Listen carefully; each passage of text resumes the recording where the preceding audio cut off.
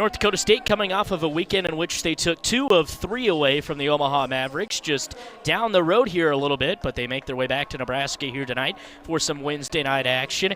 For Nebraska, they're coming off of a 1-3 weekend against the BYU Cougars, in which those last 3 losses were tough losses to be that as well. Brock Anderson digs in. Dawson McCarville on the bump. He's ready to go. And we are underway here from Haymarket Park in Lincoln. First pitch strike there to Anderson. And Nebraska, North Dakota State. BTN Plus, pull up a chair. Sam Noel, Matt McMaster alongside you here today. McCarville ready up on the count. No balls and 1 strike. And delivers the 0-1. Outside half was wanting it, but instead it's called a ball. 1 ball and 1 strike here on Anderson. On the year, Anderson so far batting .292 with 4 homers and 18 driven in. McCarville's 1-1. Inside for ball 2. 2 balls and 1 strike. Yeah, McCarville trying to mix it up there. Fastball to start. Curveball, missed on the outside in the second pitch, and then back to the fastball. And that's going to be important today, varying up speed and varying up looks for these different Bison hitters. 2-1 pitch. Swung on, hot shot, hit high and deep into left field. Banshoff in the sun, looking at it, and he makes the play for out number 1 here in the first inning. Yeah, the first inning definitely going to be important for both pitchers today, considering the fact that they both haven't thrown in a little bit, and they both haven't had the best starts of the season. So just getting that rust off a little bit, seeing these live at-bats, and getting through this first inning so important for McCarville. So that'll bring up Drew Sackett here for the Bison. 1 down in the first inning. In the pitch, Sackett swings and turns on one, hits it high and deep into left field. That ball is back. It is off the top of the wall. Sackett rounding first on his way to second. Banshoff gets it in, and it's a stand-up, 1-out double on the first pitch of the at-bat from Drew Sackett. Yeah, we talked about it, right? McCarville's importance in getting that first pitch strike, but Sackett was all over it. That was almost right down the middle. And just maybe if the wind was blowing out just a tad bit, Sackett would have touched all the bases, but he'll take himself a double with 1 out, and the very dangerous Peter Brookshaw up to bat. So Brookshaw will dig in, batting .289 with 6 homers and 28 driven in, and is going to try to make it 29 here and get North Dakota State out in front early. McCarville out of the stretch for the first time today. Delivers the first pitch to Brookshaw, and it's low for ball 1. Yeah, Brookshaw definitely has a lot of power, 6 home runs. That's 5th best in the Summit League, along with 5 doubles. He's slugging almost .500 this season. Carville comes set of the belt, checks the runner a couple of times, and now delivers the 1-0 outside for ball 2. So McCarville's season up and down, certainly to say the least. Against New Mexico State, one of his first outings as a starter, came out, pitched 10 strikeouts. Then after that, had some tough times that next weekend. Matt mentioned against Rutgers, his last time out, and that 19-1 loss. Here's the pitch. Swung on, hot shot right at the first baseman style, off his glove, picked up by Matthews, and on to second for a double play. Nebraska will take that luck any day of the week. So the double play ends the top half of the first. Innings for them. Get back in the groove. Cam Chick leads it off for Nebraska, and he swings at the first pitch and fouls it behind the screen. Chick is the only left-handed batter in the lineup today, and he's actually listed as a switch hitter for Nebraska. Chick comes in today batting .253 with 5 homers and 13 driven in. The pitch, and it hits him right in the back, so a great start for Nebraska as Cam Chick takes one right between the letters. So Anglem digs in with a runner on first, nobody out, and a 0-0 score here in the bottom of the first inning. Anglem turns around to bunt, sends it to third base. It was a line drive bunt. Third baseman catches it, throws it down to first, and gets Chick in time. An absolute nightmare play there from Nebraska when you ruins the threat. So a double play into the first. A double play starts the bottom half of the first inning. Anderson hot shot to first, and that will end our first inning of play. 3 up, 3 down on either side with a double play mixed in there as well. Through one. is to execute on that small ball and score runs off of it, but Logan Williams swings through the first pitch from McCarville here to start the top half of the second inning. yeah, Logan McCarville just get absolutely no rest in between those innings, right? Just gets off and then gets right back on and back to business.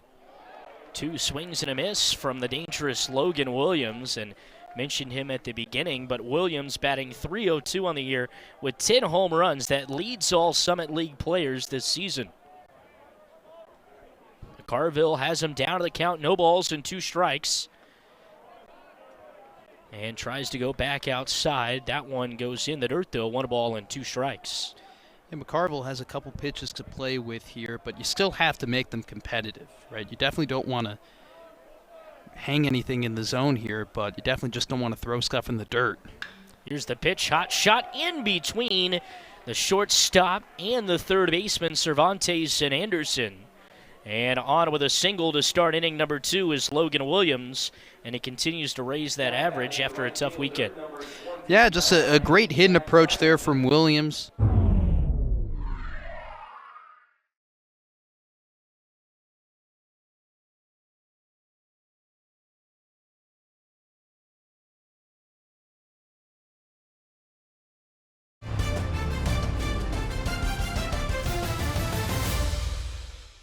Chokes up just a little bit, gets around on the bat. A too competitive pitch there from McCarville, right? Like we talked about, when you have a 1-2 count like that, the hitter's in the hole, you want to be competitive, but he just caught a little bit too much of the outside part of the plate there, and Williams is too good of a hitter to let that opportunity go by the wayside. North Dakota State now has Jack Simonson at the plate with a runner on first, and nobody out here in the top half of the second inning. The Bison, kind of like Nebraska, as they lay down the bunt there, and I was about to mention that. Kind of like Nebraska in the fact they love to play small ball, and certainly have done it a lot this season. It's led to a lot of runs, but they can't hit the ball, like we mentioned, out of the ballpark when they need to, and this is a perfect small ball situation with a runner on first base, nobody out, and a chance to move up the runner 90 feet. Yeah, interesting that Anderson isn't moving down the third base line here, even though that Simonson showed bunt. McCarville comes set and delivers the 0-1. Simonson has the bat on the shoulder this time, and it's now 1 ball and 1 strike. And you talked about it, Sam. Small ball, a big thing for the Bison, as well as stealing bases. 75 stolen base attempts this year. They've been caught stealing, though, 18 times. And Josh Caron behind the plate for Nebraska has shown the ability to throw out runners trying to steal bases this season. McCarville's 1-1. Hot shot right back to him.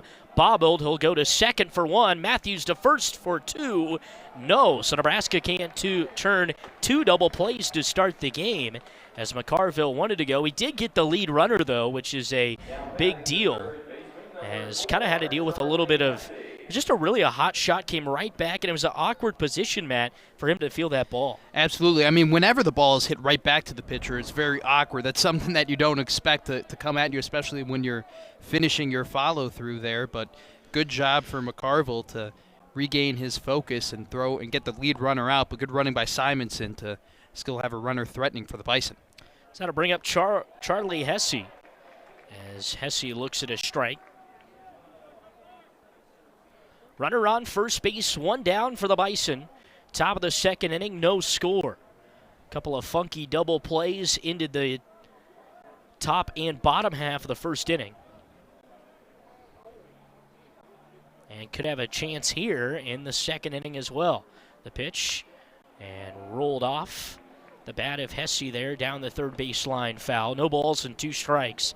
And Matt, you mentioned it, but this is a pitch that if Dawson McCarville wants to continue to have success, build up some momentum, he's got to win 0-2 counts. He has to win 0-2 counts, but he can't be too competitive, right? You can't hang those breaking balls in the zone. He threw a fastball on the outside part of the plate that just caught too much for Williams last time. Let's see what he does here against Hesse. 0-2 pitch to Hesse, and he takes low and in for a ball. 1 ball and 2 strikes. He's been using that breaking ball. It looks a little bit like a slider, kind of curveball slider in between pitch for McCarville. He's had a lot of success with it. when it is competitive, but that one just not budging for Hesse.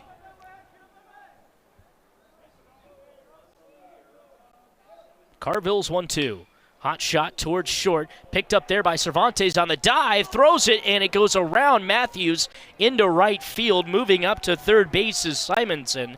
It'll be interesting to see how they rule that. Most likely a hit, as that was a tough play for Cervantes going to his right. Dove on all fours there. As you take a look at the replay, Cervantes having to deal with a little bit of the shadow complex as well, and then just threw it too far to the right of Matthews. Luckily, it didn't go into a dugout or out of the field of play, because Simonson could have seen himself come home. But runners on the corners here for McCarville, and that will now bring up Caden Schwabe. Schwabe in 270 on the season with 10 RBIs. No home runs, though, but had a good last series against Omaha. He went 6-4-11, all of those singles. He has a 3-game hit streak. And Schwabe takes low and out for a ball. That does go down as a error on Cervantes. Really? Wow. That is surprising. I mean, it seems like he did have a play on the runner going to second, but, I mean, that was a very hard-hit ball to the hole. The 1-0 pitch. Hot shot right back up the middle, and that will do it as North Dakota State starts the scoring here in inning number 2 on an RBI single from Caden Schwabe. So Schwabe does what the Bison have done all season long and what Nebraska's really wanted to do, get runners on base and score early, and they do it here with a ground ball right back up the middle. Yeah, Schwabe keeps it going. He found that fastball and was all over it, right back from where it came from, and Simonson came in to score, and a good start here for the Bison. So runners on first and second for Garrett Hill, who is the DH, and it's always interesting to see how good the team is when you put your DH all the way in the 8th hole, and that's where they have it here tonight. The pitch, and Hill looks at a ball to start out his at-bat versus McCarville with runners on first and second and 1 run already in.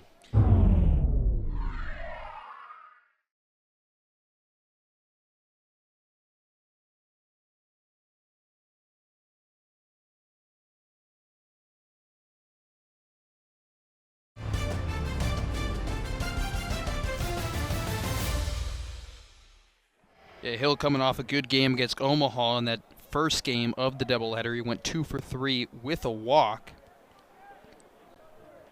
Patient hitter is Hill. Only 17 strikeouts on the year. 1-0 pitch. Outside for a ball. 2 balls and no strikes. McCarville, like Matt mentioned, from Grand Canyon, where before Grand Canyon it was at Glendale Community College as well. And certainly has had success at both of those, trying to complete it with Nebraska. Was actually drafted out of Glendale Community College. The pitch, runners going, hot shot right at Matthews. Tries to flip it to second. Now he goes to first in time there. But Garrett Hill does what he needed to do, moves the runners up 90 feet out of double play position, and that will now bring up the 9-hole hitter, Callan Schwabe, and he'll step in with the runners on second and third, 1-0 North Dakota State here in the second inning with 2 down. And this is a guy you'd love to have in this position here with 2 runners on, as Schwabe leads the Summit League in average, 342. And that first pitch was a strike there. Very important for McCarville to get ahead here, right? I mean, can't make too many mistakes, but definitely just don't want to get something over the plate against a hitter like Schwabe. Schwabe, 270 hitter, no homers, 10 RBIs. The pitch. Schwabe swings, grounds it right back to McCarville, who gloves it with a little cone action, flips it to first, and it ends the inning. So McCarville works around a little bit of a jam, only gives up 1 run, and we head to the bottom of the second inning. Our score, North Dakota State 1 and Nebraska 0. To score and either tie or win a ball game. Here's the first pitch to Everett, swung on, driven high and deep to right field. That ball is way back, and it is gone. Griffin Everett puts one over the right field fence for his 7th home run of the season and ties this one up with 1 swing of the bat. Yeah, Everett obviously was watching those past at-bats and must have loved something about the first pitches that Ben Smith has been throwing. He was just absolutely all over that. Barrel to the ball, lower part of the zone, and an oppo-yabo for Griffin Everett. One run already in on the homer, and he takes strike one. Leighton Banshoff, another one of those guys that's really had to step up, become a leader this year, and has been hot down the stretch, batting .225. The pitch to Banshoff, and he looks at a ball. 1 ball and 1 strike. No outs, 1-1 now after the home run from Griffin Everett. You knew it was gone right off the bat. Kind of got held up right at the last second, but was able to make its way over the fence. 1-1 pitch, and Banshoff swings and drives this one into center field. That ball's going to get down for a base hit single, and Leighton Banshoff is on with a single here in the second inning of play. Very back towards the wall, and that allowed Banshoff to get on with a single. Nobody out here in the second. Bryce Matthews digs in and looks at strike one on the inside half. Yeah, it is kind of surprising how deep the Bison are playing the outfield. It looks like they moved in just a little bit more since that home run, but this is a Nebraska Cornhusker team that just has not been able to show the consistency to always have power when hitting. The pitch, and Matthews takes inside for a strike, and especially with Haymarket Park being one of the deeper ballparks in college baseball, 395 to center and 335 and 325 down the lines. 1-1 pitch. Matthews turns on it, hits it right at the second baseman. Socket on to first and in time. So Sackett to Brookshaw on to first to Anderson for the 4-6-3 double play. And just like that, Nebraska's got 2 outs here in the second inning. Looks very comfortable on the mound. The pitch, and it is in there for a strike to Efrain Cervantes. 2 innings, 2 double plays for the North Dakota State defense. Yeah, very important for Smith to have that breaking ball hitting the strike zone. He's not very, his fastball doesn't have a ton of velocity on it. 0-1 pitch. Cervantes thought about going around, but pulls it back in time. 1 ball and 1 strike. Efrain, just one of those all-around guys. You can put him anywhere along the infield, except for a catcher, but first base all the way to third base. Hasn't been stuck in the outfield, but I'm sure Efrain could do it. The 1-1, and he takes on the outside for a ball. 2 balls and 1 strike. Really was key in Sunday and midweek games last year for the Huskers. Yeah, played a lot of defensive substitution, played a lot of platoon for this team. Very important in their run last year at the Fayetteville Regional.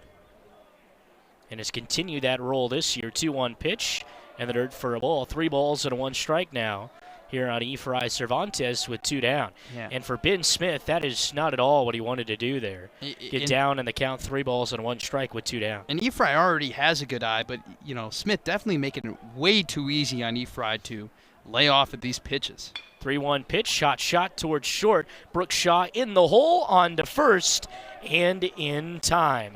2 innings complete here at Haymarket Park, and our score is 1 apiece between the North Dakota State Bison and the Nebraska Cornhuskers.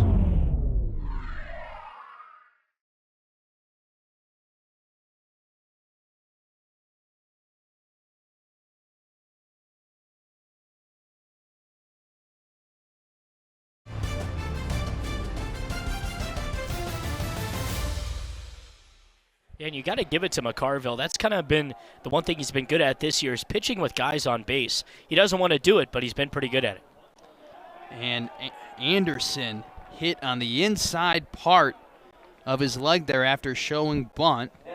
Didn't look too happy about that, and who is happy when they get hit by a pitch? But just like that, the Bison are in business with a leadoff hit by pitch, and now stepping up to the plate, Drew Sackett. Yeah, and give it to Anderson, man. I mean, he was squared around a bunt. That's certain. If he stays in there, that could have maybe got him in the chest or the arm, but he was able to turn it the last second, was able to hit kind of the beefier part of his leg, so he's obviously going to be happy it didn't hit him in the hand, but like you said, Matt, not happy he got hit. Sackett showing bunt, and that's a strike on the outside part of the plate for McCarville. You mentioned it earlier in the broadcast, Sam. Small ball has been a recipe for success for the Bison. Not afraid to lay down a bunt. They actually did a hit and run earlier in the inning, which helped them avoid a double play here.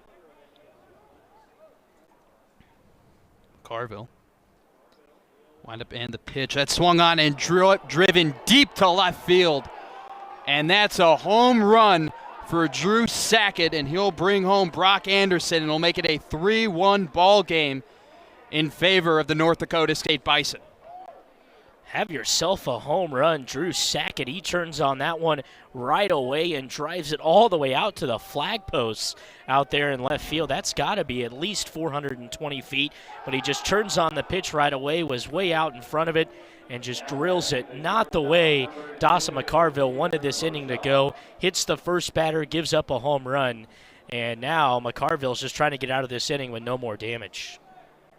Absolutely right, and that's definitely not going to be easy as the heart of the lineup, 3, 4, and 5, still due up for the Bison as Peter Brookshaw will come out to bat. He'll show bunt, but pull away. That's a strike anyway.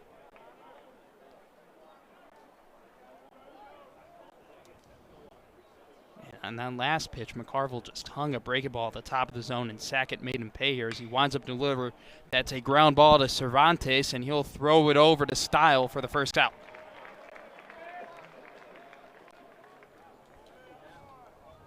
Now batting the catcher, number 5, Logan Williams. And now the leader in home runs for the Summit League, Logan Williams, will step up to the plate for the Bison as they've already done damage in the inning after a 2-run home run by Drew Sackett. That pitch on the outside and in the dirt for McCarville.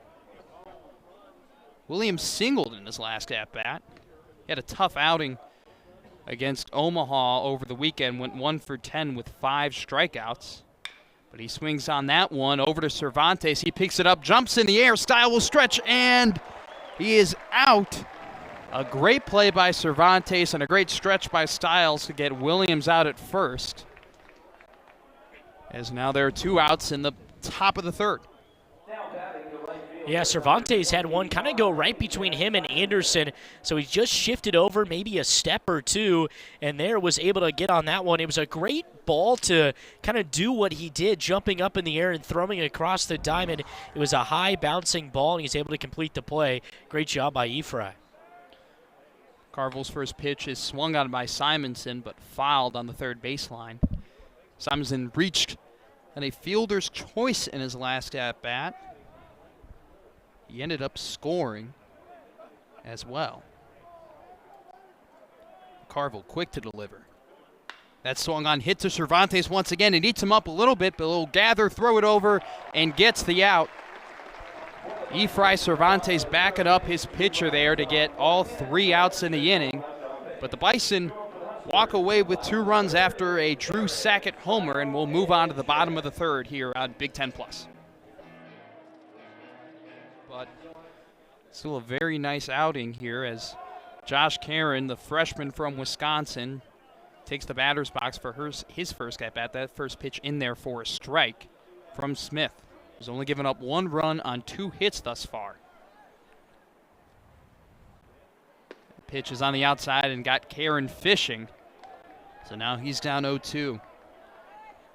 Freshman not having a great year thus far, hitting under the Mendoza line of 192, but does have 5 RBIs and a .317 on-base percentage as Smith tries to hit that same spot again, but nothing going there as now the count moves to 1-2. Smith has worked very quickly throughout the day. It looks like he's kind of shaking off that 1-month rust as we are here in the bottom of the third. And that outside pitch gets Karen fishing and strikes him out. Smith's first strikeout of the day and the first out of the bottom of the third. Smith only 20 pitches through 2 1/3 inning, working very efficiently here as that pitch hits the outside part of the plate for strike 1. Yeah, making Ben Smith look pretty good here in this inning. That's something Nebraska has really had troubles with all season long, striking out, looking at pitches as well. And that's another swing of the miss there from the Huskers. As you're absolutely right, Sam, they're one of the worst teams in the Big Ten in strikeouts this year. And Ben Smith exposing that right now. Also, the outside part of the plate has been something that home plate umpire Trey Nelson has been giving Smith, and he tries to hit it again, but unable to.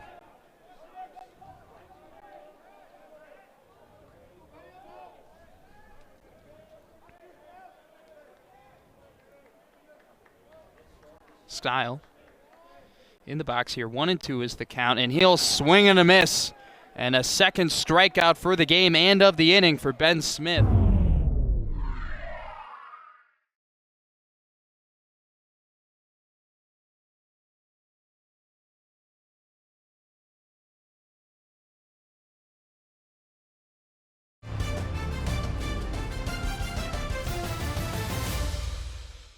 Struggling with on this club. Cam Chick will now step into the plate. His first at-bat. I think he's hoping not to repeat it. He got hit by a pitch. It didn't seem like it hurt too much, but definitely something you don't want to get used to, as that first pitch was a ball for Chick. Smith winds and delivers and can't hit that outside part of the plate, so now he'll go down 2-0.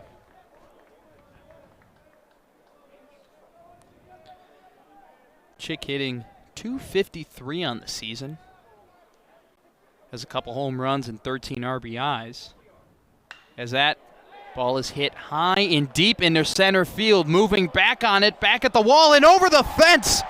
Cam Chick.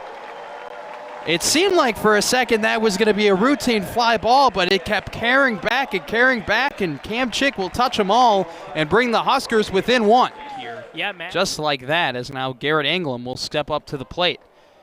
A very good inning thus far up to that point for Ben Smith, but he made one mistake, and Chick was just all over it, as Anglem takes that for that first pitch for a high ball, or high strike rather.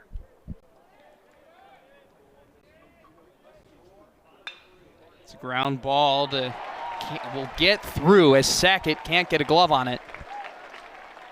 So the Huskers will keep it rolling here in the bottom of the third after a Garrett Anglem sink.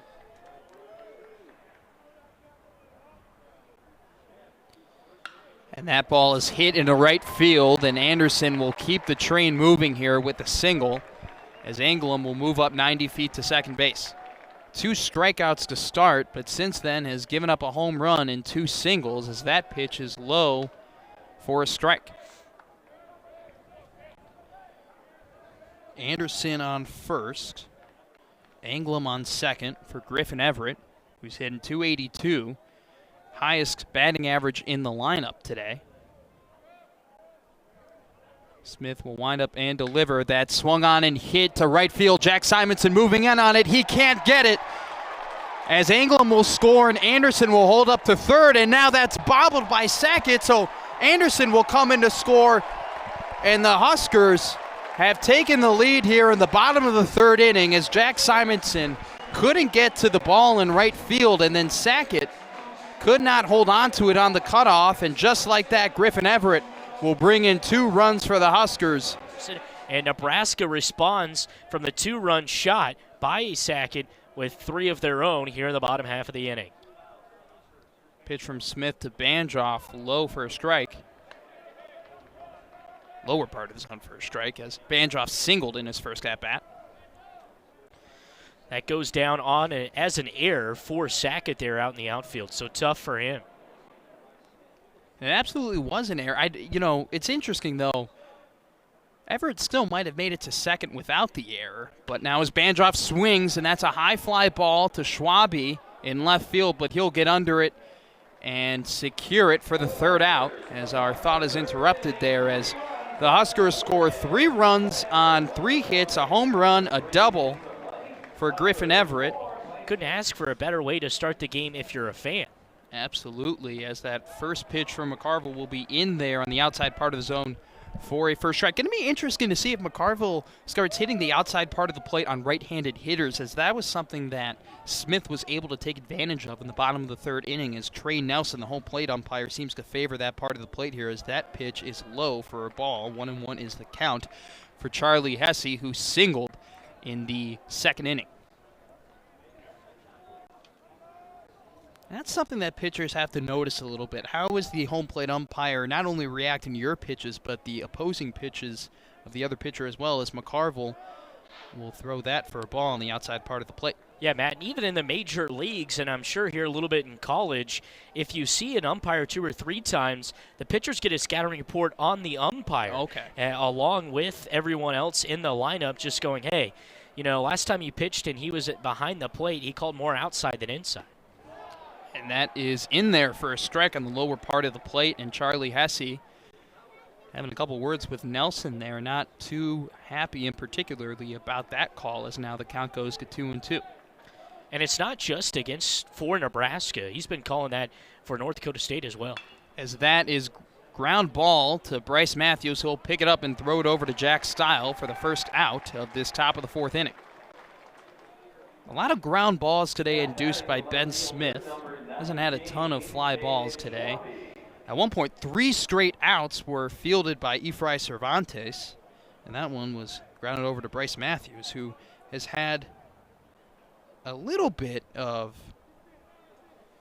struggle as a second baseman this season, has a couple of errors, top 5 in the Big Ten in that statistic. You know, Matt, a pitcher has a perfect inning, you know, where they get 3 up, 3 down, all with strikeouts on 3 pitches. Does Efrain get any credit for it?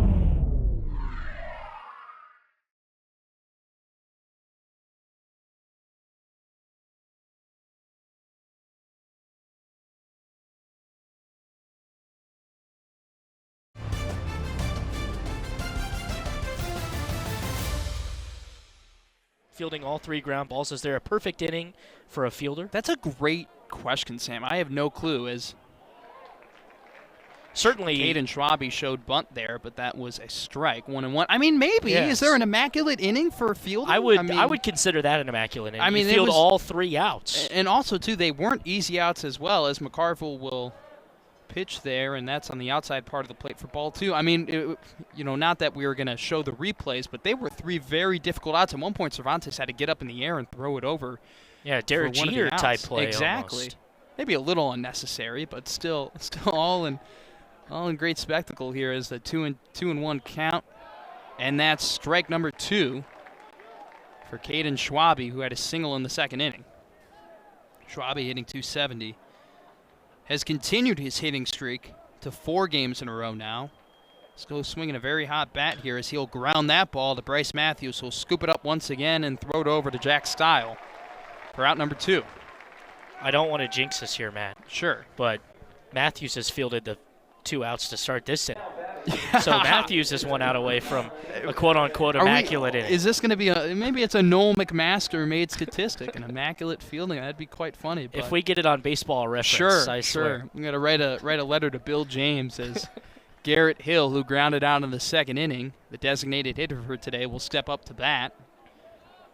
No home runs on the season for Hill, but 2 RBIs and 12 hits. Hasn't seen a ton of action.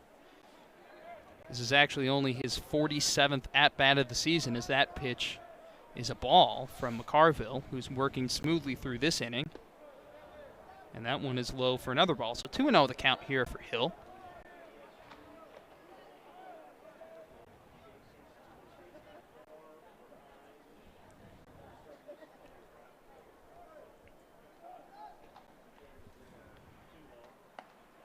That pitch on the outside part of the plate, but not going for home plate umpire Trey Nelson. So now 3-0 is the count for Hill.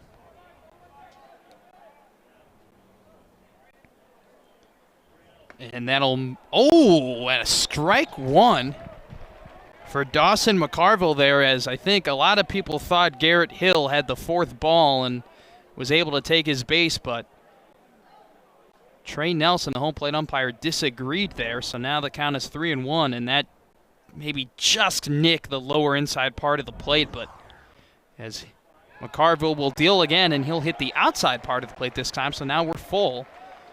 And 2 times in a row now, 2 pitches for Hill that he thought were good enough for him to take a base, but now McCarville has pitched himself into a full count. The windup and delivery. Outside part of the plate, and Hill will finally be able to mosey on over to first base. And a very emphatic throwing of the elbow guard here. He was frustrated with those 2 previous calls, but gets his walk no matter what. That's his 13th walk of the season. Very good eye does Garrett Hill have. Only 17 strikeouts to go with that. And in the middle of that bat, he kind of changed his stance. Hill was really crowding the plate, but once that inside pitch started getting called, he backed up just a little bit. Kalen Schwabe will now step into the box here, the center fielder who grounded out in the 2nd. And we are now in the top of the 4th inning as the Huskers hold a 4-3 lead over the North Dakota State Bison. Inside pitch there for a ball from McCarville, 2-0.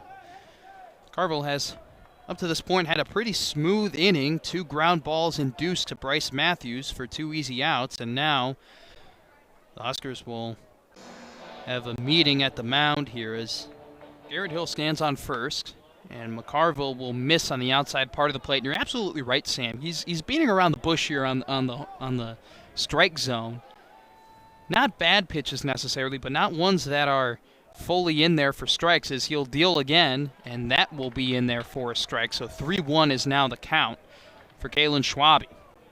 The leader in batting average for the Summit League, 338 is his average, 14 RBIs and 1 home run, and that will be on the upper outside part of the plate for Schwabe. So he'll take his base, and Garrett Hill will walk on over to second, as now the Bison threatening with 2 men on with 2 outs in the top of the 4th inning.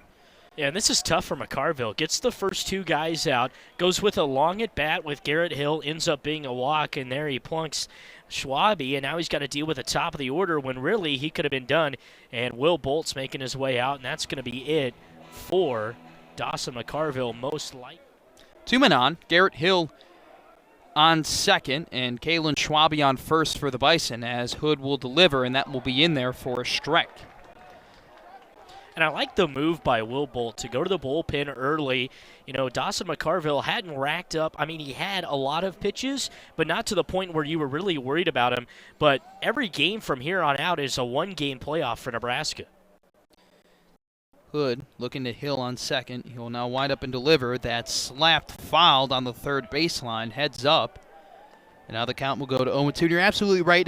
A bit of a short leash for Dawson McCarville, as yes, he did give up 3 runs, but he looked pretty steady through those, through those innings he was throwing.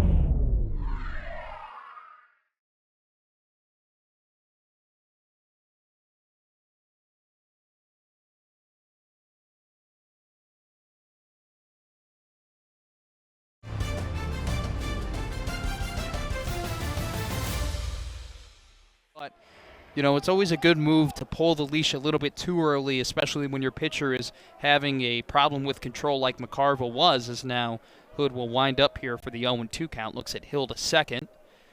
Throws it and swing and fouled on the first baseline by Anderson, so they'll redo the 0-2 count here.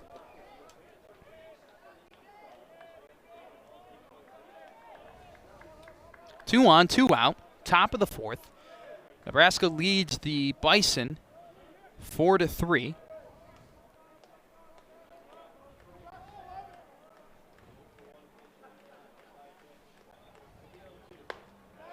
And that hits the upper outside part of the plate for a ball from C.J. Hood. So now the count goes to 1-2. Great eye there by Brock Anderson. Anderson, 16 walks on the season compared to 29 strikeouts, so has a good eye. Definitely won't go fishing for egregious pitches in the dirt. As Hood winds and delivers, and that's swung on and missed. And a huge strikeout for C.J. Hood ends the top of the 4th inning as the Bison were threatening. No runs come across the plate on 2 walks here for the Huskers, and we'll give you a break on Big Ten Plus. So Bryce Matthews up to bat for the Huskers. He'll ground that ball just foul down the third baseline. So the count will now go to 0-1.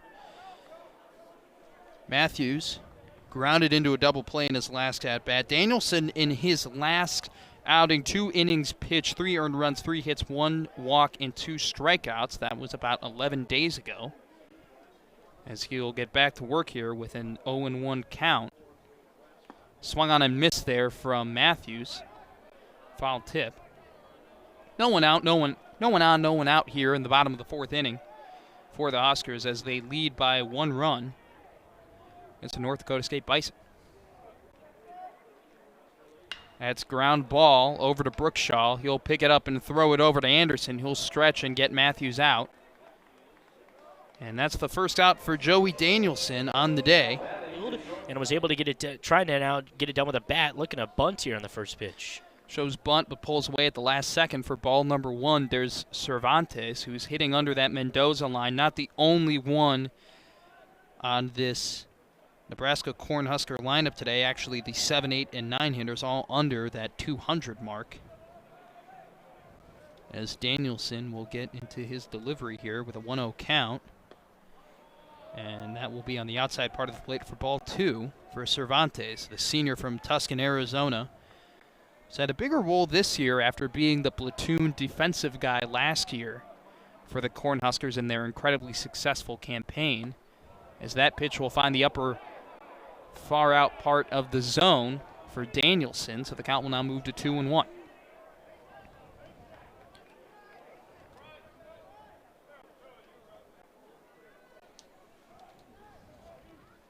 Danielson delivers, and that's high and inside. Cervantes had to play a little bit of dodgeball there to get out of the way, and the count will now move to 3-1.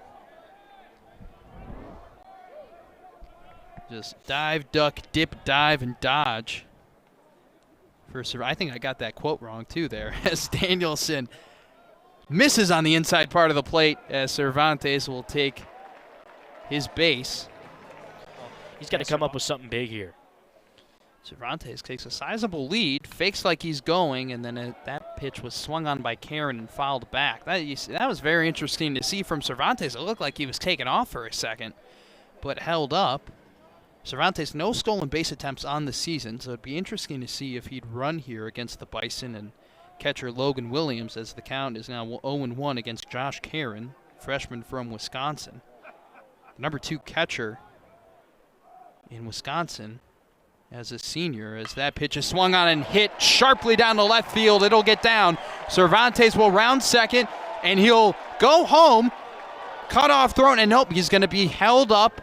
A great call there by the Huskers, as for a second it looked like Cervantes was going to be able to get in easily, but a great throw by Caden Schwabe in left field holds that up, as now Josh Karen hits a double and gets the Huskers rolling here as they're threatening big time with 1 out in the bottom of the 4th inning.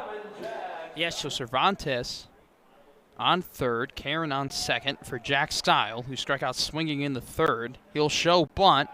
He'll try to put it down, but it'll be foul for strike number 1. Yeah, interesting. It was a full send there for the Huskers to get Cervantes home, but he was held up at the last second by an absolutely frozen rope by Caden Schwabe in left field. Great defensive play there to stop the Huskers from adding on any runs in this inning, at least off of that hit, as Stile is in the box here with 1 out and 2 on, 0-1. And he'll take that pitch from Danielson low and outside for ball 1. And Cam Chick was asked after the BYU loss on Saturday, really what was the problem? He said, we just don't know how to hit with a lead. And this is certainly a situation that he's talking about here. Runners on second and third, 4-3. Yeah, you're up by 1, but why not add more? Stile takes that pitch low and outside. So now it's 2-1 after being down quickly on the first pitch of the at-bat.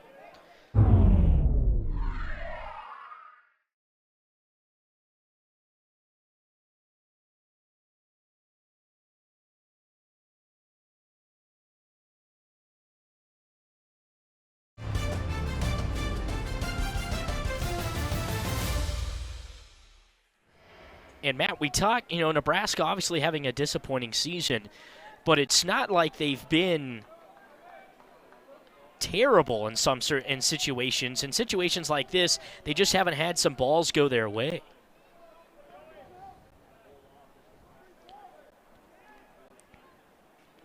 Style swings and fouled back over the net is that pitch, as the count will now go even at 2-2. And you're absolutely right, Sam. I mean, it's just been kind of situational hitting a little bit, just not able to add insurance runs has this team throughout the season been able to do. Skyle batting pretty well with bases on, but he'll strike out there on a lower outside part of the plate pitch from Danielson. Just a ball in play through the gap that would allow a couple runners to come home. Chick hitting .244 on the season with runners on base as he takes that pitch low and in the dirt for ball number 1.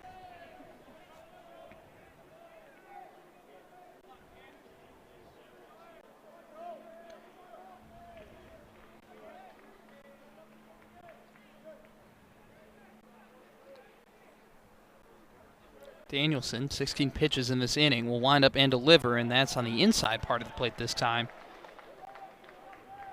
for ball number 2. Chick having one of the better years for Nebraska from the plate. You know, a team that has struggled to hit the ball this year. Is .238 is the cumulative team batting average. That's actually worst in the Big Ten this year. But Chick hitting over that average, .260 with 6 home runs and 14 RBIs. And that'll hit him in the back. And he'll gladly take it as he was speaking to the bullpen there. And now the bases will be loaded for Garrett Anglem. Chick. Anglem, a freshman with the bases loaded. Cervantes on third, Karen on second, Cam Chick on first for Garrett Anglem, who singled in his last at-bat. Anglem will swing and pop that ball up, but it'll be out of play. The count will move to 0-1. Joey Danielson was able to get a quick first out to begin the inning, but then walked Efrain Cervantes, then gave up a double to Josh Karen. Cervantes was held up by a very good throw from Kalen Schwabe in left field, and then Danielson was able to strike out the first baseman Jack Stile to now put up Garrett Anglem. With the bases loaded, Anglem will hammer that ball to left center field, but Schwabe will get it and secure it for the third out. So a loud inning for the Huskers lead to no runs.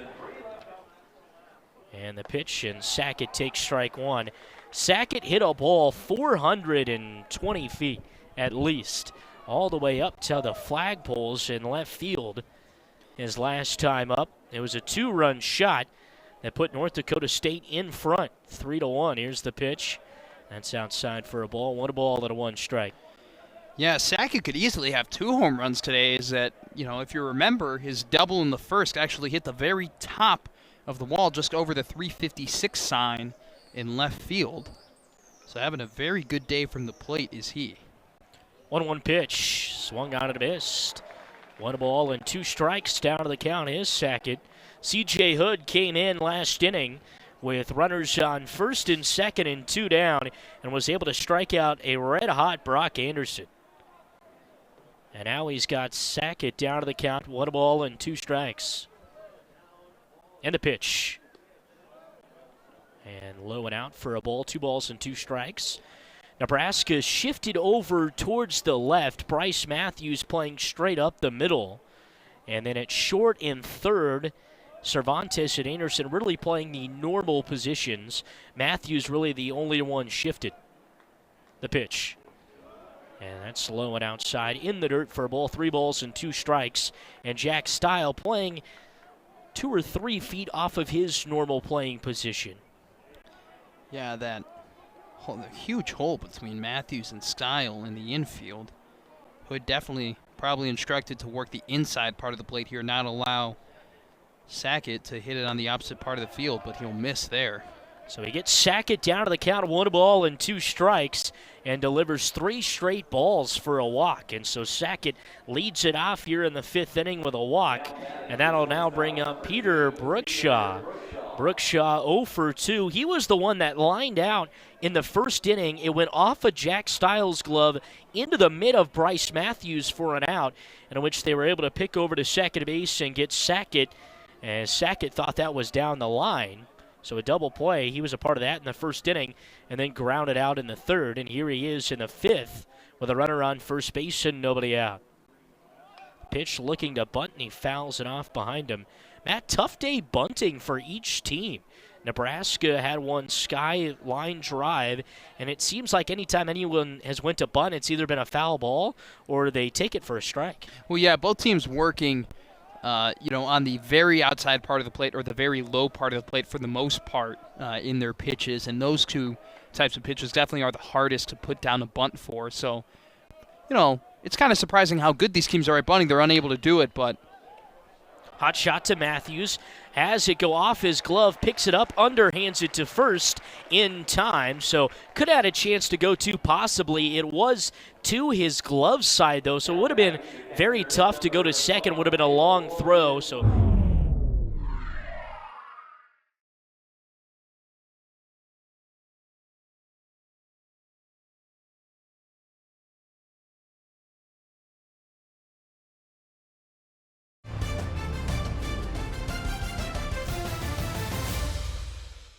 probably made the correct play there, just going to first base, and the Huskers get the first out of the fifth inning.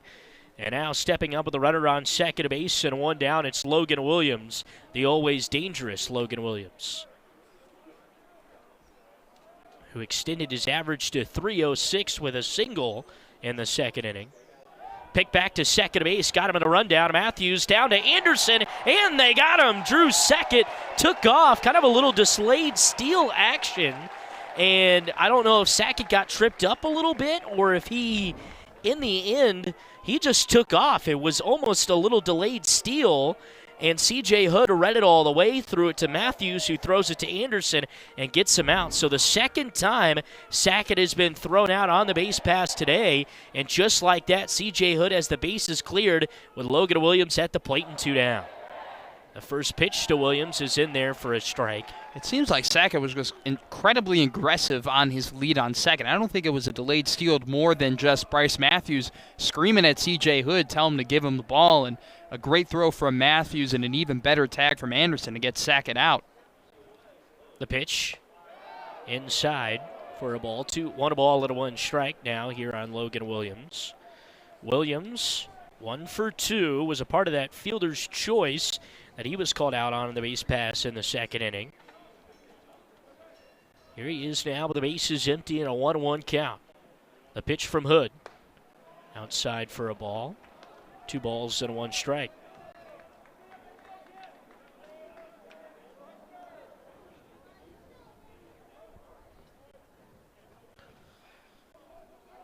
Hood comes set and delivers the 2-1. Swung out and missed for strike 2. Logan Williams has had a lot of those tonight, swings and misses. First time he stepped up, he swung and missed at the first 2 pitches before ripping a single between short and third. Yeah, we talked about how good Williams has been this season, but he has been a bit of a dry spell, 2 for his last 11, or 2 for last 12, and 5 Ks with that.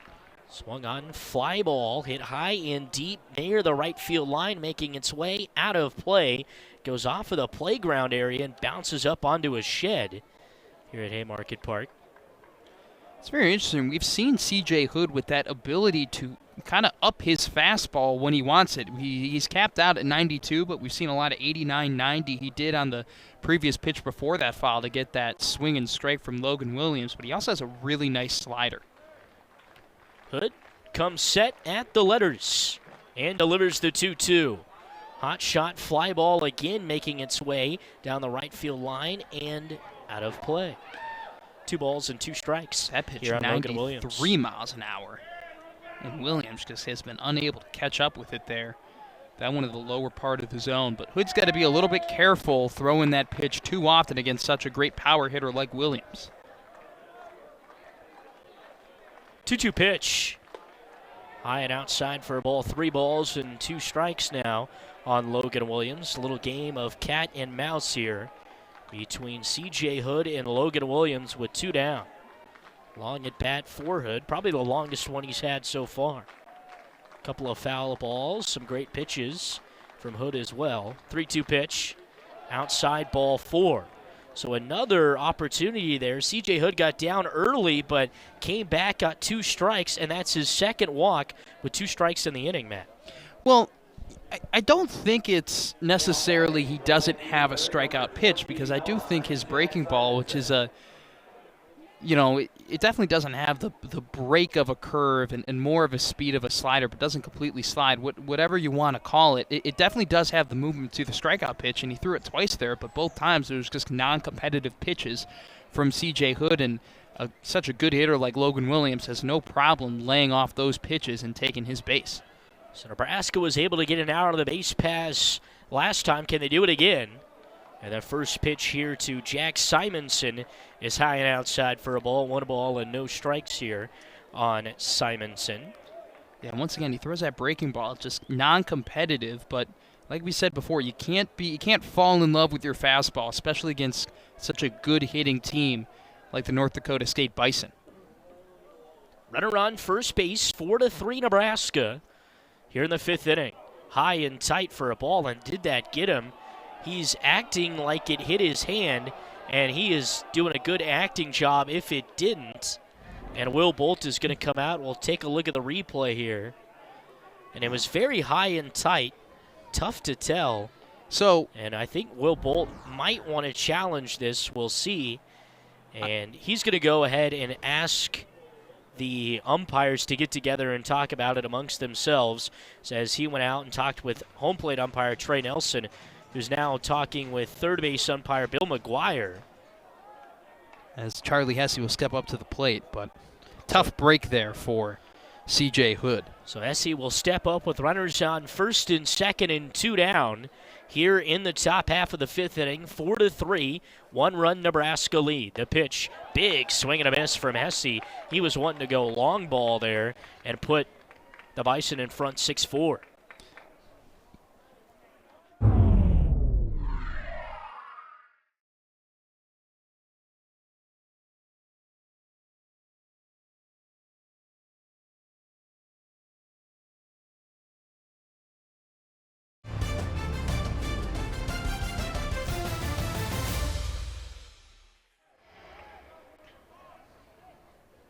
So that is the 4th hit batsman we've had between each team today.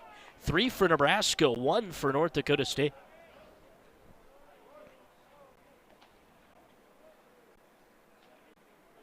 And the pitch from Hood. Takes low and out for a ball. And excuse me, that's the 5th, because Cam Chick was hit by a pitch last inning as well. So 5 hit by pitches between each pitching staff. Yeah, Hood just having a really tough time getting that breaking ball under control. I mean, he has just not been able to throw it for any sort of competitive pitch, let alone a strike. The pitch, and Hood gets one to go on the lower half of the plate. I stand corrected there. That was a beautiful curveball there from Hood. Hits the bottom part of the zone, and a great framing job, too, there by Josh Karen. 1 ball and 2 strikes, 2 down. Haymarket Park crowd trying to come alive and support their pitcher with runners on first and second. Hood comes set and delivers the 1-2 pitch. Check swing, did he go around?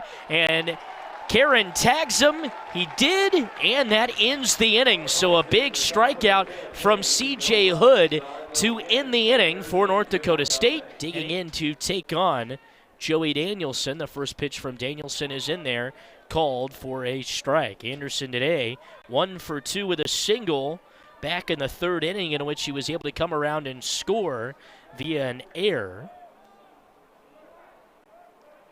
And the pitch, hot shot towards third, making its way foul, and picking it up foul is the third baseman Hesse. Anderson singles today. You know, this is a guy who had an incredible freshman year, Big Ten freshman of the year, was on the second team All Big Ten, and a guy that had a lot of expectations coming to the season and has somewhat, been a letdown with a .255 average, but this single in his last inning could definitely be something that gets him going and get that momentum, because it seems like, look, he's hitting .255. He's not been terribly, right? .255 is a good average, but it just seems like he hasn't been able to get in that groove, that momentum that we saw him in almost all of last year. That power factor for Max Anderson has really went downhill. Only 3 homers this season as he swings and tattoos this one into right field. But to make the catch over there in right center is Jack Simonson. And there is one down here in inning. The bottom half of the 5th would have had himself a double. But instead it's out number 1. First pitch here to Everett is on the outside half. 1 ball and no strikes. Everett raises his average with a home run today to 294 with 7 homers, 29 driven in. He's driven in 2 so far with a home run back in the 2nd inning and a double and an RBI in the 3rd. And the second pitch to him is on the outside half for a ball. 2 balls and no strikes. Griffin Everett, a player of the week in the Big Ten at one time as well this season. Really has came into his own. Last year wasn't the power threat that he was. Now he swings and tries one, hit high and deep into center field. Schwa making his way back, looks up, but he'll make the catch right on the warning track.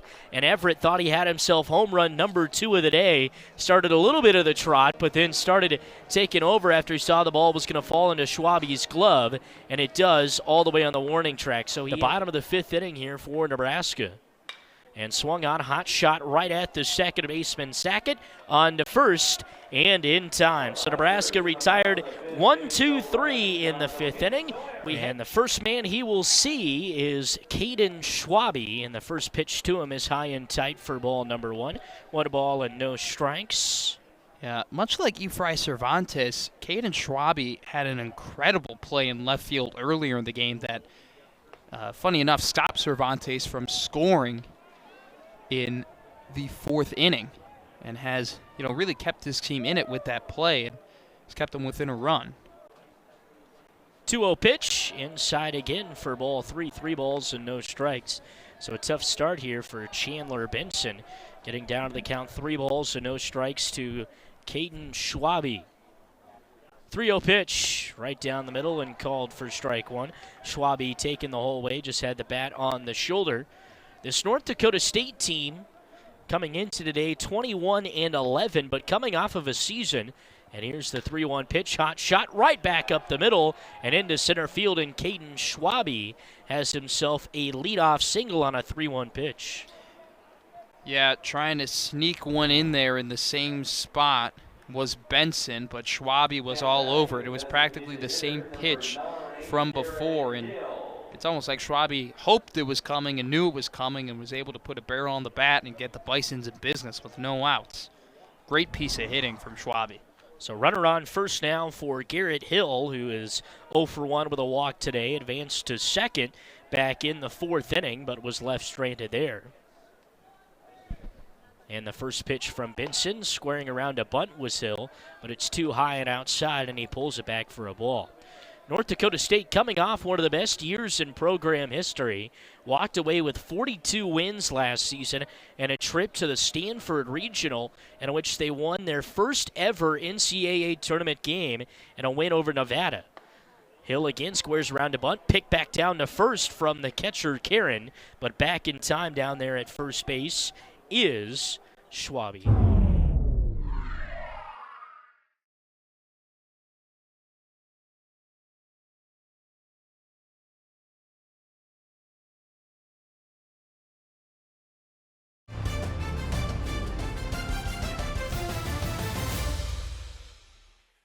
Schwabe, 13 stolen bases this year. He leads the team in stolen bases, and it's part of the reason why Karen is being aggressive with him right on the base pass, throwing over to first, keeping him in check, and you'll probably see Benson here throw mostly fastballs.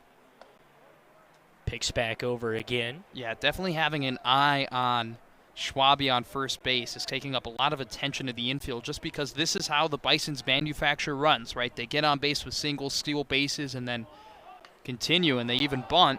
Bunt popped up in the air, diving to make the play is Style. He turns around to try to go back to first, but back in time is Schwabe, and that is the second time today. Nebraska did that back in the 1st inning, and now North Dakota does it where a bunt has been put in the air instead of on the ground, and there's probably a million cardinal sins of baseball, and that one is in the top 10. Well, what happened there with Hill is that there was a little bit of movement on that fastball thrown by Benson, so Hill reacted to it, put his bat under the ball way too much, and then a great play by Jack Stile to come and retrieve the little floater in the infield. But I honestly, I wouldn't be surprised if they tried bunting here with Caden Schwabe this time, because you still got one out, and you still have absolutely great wheels on first base with Caden Schwabe. So Kalen Schwabe at the plate. Caden Schwabe on first base as he awaits pitch number 2. 1 ball and no strikes. Chandler Benson gifted it out there. Picks back to first base, taking off down to second is Schwabe, and they get him in time. Great job by Jack Stile along with Efrain Cervantes to apply kind of a late tag on Schwabe, and he makes the long trot from second base back to the dugout. That's the second time today that North Dakota State has taken off after the pitcher is picked back to the bag. C.J. Hood got a man out like that, and they get another one here. So 2 down in the inning for North Dakota State. And now, instead of a man on second with 1 down, Schwabe's dealing with nobody on and 2 out. 2-0 pitch, outside for a ball. Yeah, 2 great balls and job. no strikes. Go ahead, Matt. Great job there by Benson to recognize just the aggressive lead from Caden Schwabe. And Schwabe almost had an opportunity to steal that base, had a really good swim move, but wasn't able to get there as that's a walk for Kalen Schwabe. So Schwabe for Schwabe on first base here, but 2 outs. So highly doubt there will be any aggressive base running from the Bison here. So Schwabe takes the walk. It sends us back to the top of the order. And Brock Anderson will dig in, the left-handed hitter. Brock today is 0 for 2 with a strikeout and a lineup, but he was hit by a pitch in the third and came home to score. He takes high and tight for ball 2. 2 balls and no strikes. And Chandler Benson having a tough inning, finding some command, but he's been gifted a couple of outs with his Husker defense. The 2-0 pitch outside, called for a strike, 2 balls and 1 strike. Runner on first base, 4-3 Nebraska. 4 runs on 7 hits, 1 error for the Huskers, and 3 runs, 6 hits, 1 error for the Bison. The pitch, and turning on it is Anderson, but popping it out of play, foul. And 2 balls and 2 strikes, big pitch coming from Chandler Benson. Huskers super deep in the outfield here. Got to play no doubles. You see, Banshoff almost got the warning track, basically, in left field. The pitch, high and out of the zone for ball 3. Full count, 2 down. Runners going on anything. And Chandler Benson trying to get out of the inning with no damage done. Comes set, delivers the 3-2. It's a hot shot into left field. Banshoff runs his way in and makes the catch for out number 3. The Huskers, right, they've been in plenty of 1-run games. You know, this is not a situation where they're necessarily comfortable with. We brought it up earlier, 4-8 in 12 1-run games this season. So this is definitely an opportunity here for the Huskers to add some insurance with a very inexperienced pitcher and Zetterman up to pitch. Zetterman's second pitch of the at-bat is in there for a strike as he faces Bryce Matthews, who is again facing a new pitcher for the second time today. It comes here in the 6th inning, and he swings through strike number 2. 1 ball and 2 strikes, nobody down, 4-3 Nebraska. Playing with the lead. That's something that Cam Schick talked about that Nebraska just inexperienced in this year. The pitch and swung on and fouled off. And that's something that comes with time and just how young Nebraska is. And it shows it at certain situations where some runs aren't driven in or base runners aren't advanced with a lead. And that just comes with more experience and understanding the flow of a game. The 1-2 pitch is swinging, driven into right field, but making his way over to his left is Simonson.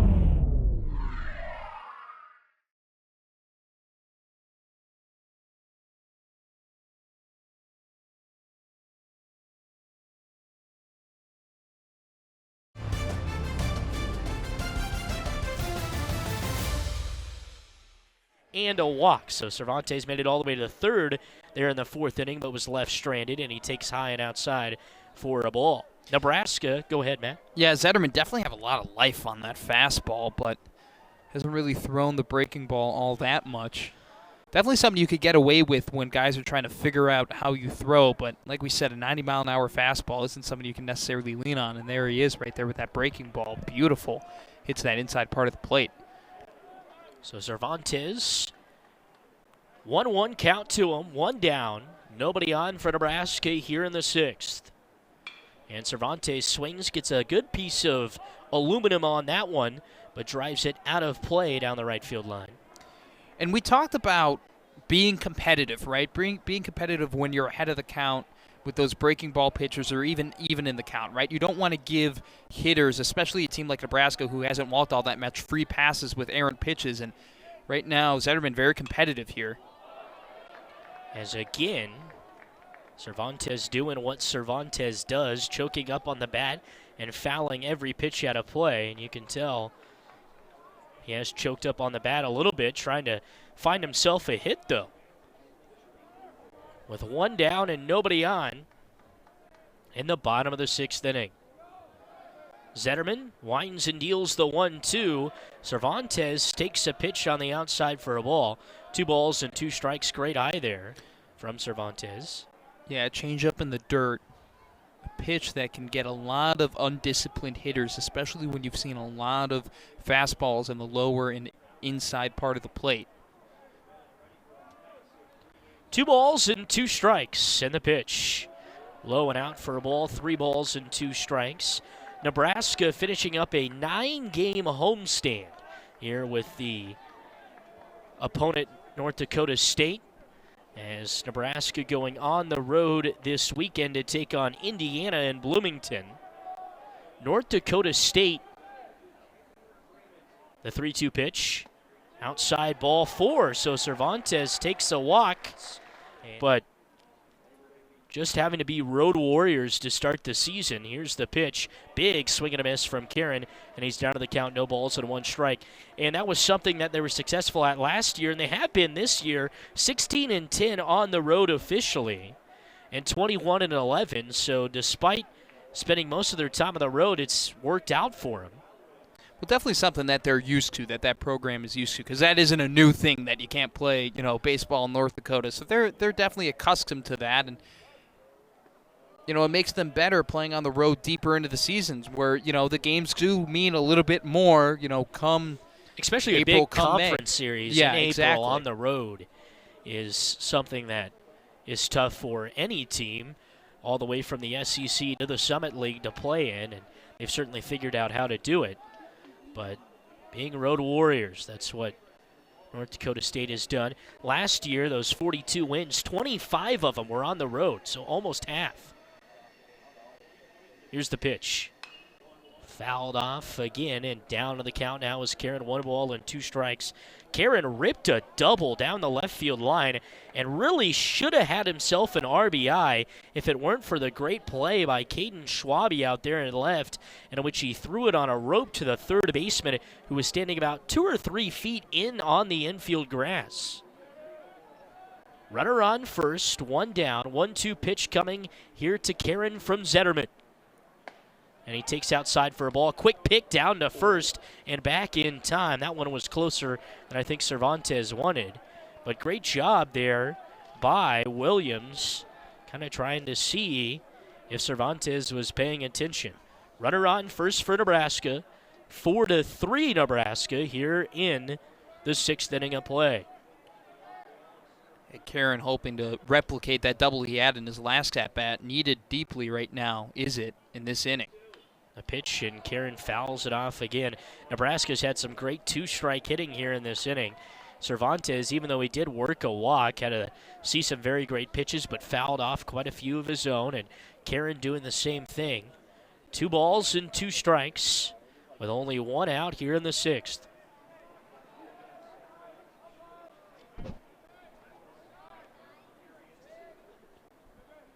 The pitch, fouled off again. So Josh Karen continues to do what he does best and foul off pitches. Josh was ranked number 2 catcher and the number 10 overall prospect in Wisconsin. Was a second-team All-American as a senior, and was named the Wisconsin Baseball Coaches Association Division I Player of the Year. Definitely a blue-chip prospect. As he swings and fouls it off. For the Huskers that, has gotten off to a bit of a slow start in his collegiate career, as, just today got over that 200 batting average mark and really hasn't been able to hit for a whole lot of power other than today's double, only slugging 231 coming into the contest. That number definitely now adjusted after his double that really should have been our.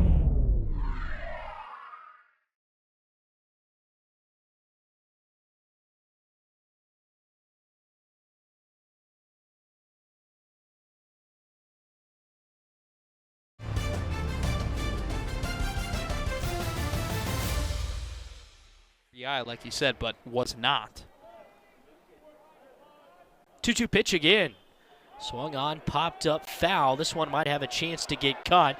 Williams, along with his first baseman, Anderson, making his way over, and a fan is going to walk away with a souvenir, though. Do they walk away with a souvenir, or do they have to give it back? Because they have to give it back in softball, and I'm not a big fan of that. I don't know. I would assume so. The usher was kind of making his way down the steps, but I just thinking, making sure everybody was okay. That's good. I think I'm happy about that. The number of baseballs is certainly more than the number of softballs. Good point. Good point. So Sam. I think that astute observation. That's probably one of the main reasons. Here's the pitch, fouled off again. You wonder, in a major league season, and maybe even a college baseball season, I mean, there's more college baseball teams than there is MLB teams, how many balls they go through by the end of the season. It's got to be upward. I mean, if I threw out 1 million. I don't think that's crazy. I don't think that's crazy either. Maybe, it seems like this has been an 1 million pitch at bat, though, from Shea Zetterman. I mean, Josh Caron doing an incredible job battling right now. He was down 2 strikes real early and has made this incredibly competitive. 2-2 pitch again, swing and a miss. And that's not how Josh Caron wanted that to go. Something that Zetterman, isn't used to, and it could definitely knock him out of this inning right here, right now, after only facing a set of batters. Jack Stiles' day at the plate has certainly been frustrating, to say the least. 0 for 2 with 2 strikeouts, 1 in the 3rd and 1 in the 4th. And here he is in the 6th with a runner on 1st and 2 down and an 0-1 count to his name. Zetterman, the 0-1. Low in the dirt for a ball, 1 ball and 1 strike. Good job by Williams there to keep that ball in front of him, because Cervantes, even though he doesn't have any stolen bases on the season, he is very pesky on the base paths, isn't afraid to play a little cat or mouse or even take a base when needed. Good job keeping that in front of him. The true job of a catcher is to stop plays like that from happening. Zetterman comes set again and delivers the 1-1. Outside for a ball. Yeah, Zetterman up to 25 pitches in this inning. A lot of that having to do with a great Josh Caron at bat. It was upwards of 8-9 pitches. 10 pitches. 10 pitches. Wow. There. And that's coach's dream right there. I mean, that's a win to begin with, whether or not you get on base. So, the pitch. And called for a strike on the outside half. 2 balls and 2 strikes. And Nebraska as a team, they have a little check mark list in the dugout. And one of the few things on it is making the pitcher pitch as many pitches as possible. Yeah. Obviously, it's written a little bit more detailed in the dugout. Big swing and a miss, and Jack Stile 0 for 3 with 3 strikeouts, and he leaves 1 stranded here in the 6th. We head to the 7th. It is Nebraska 4, North Dakota State 3.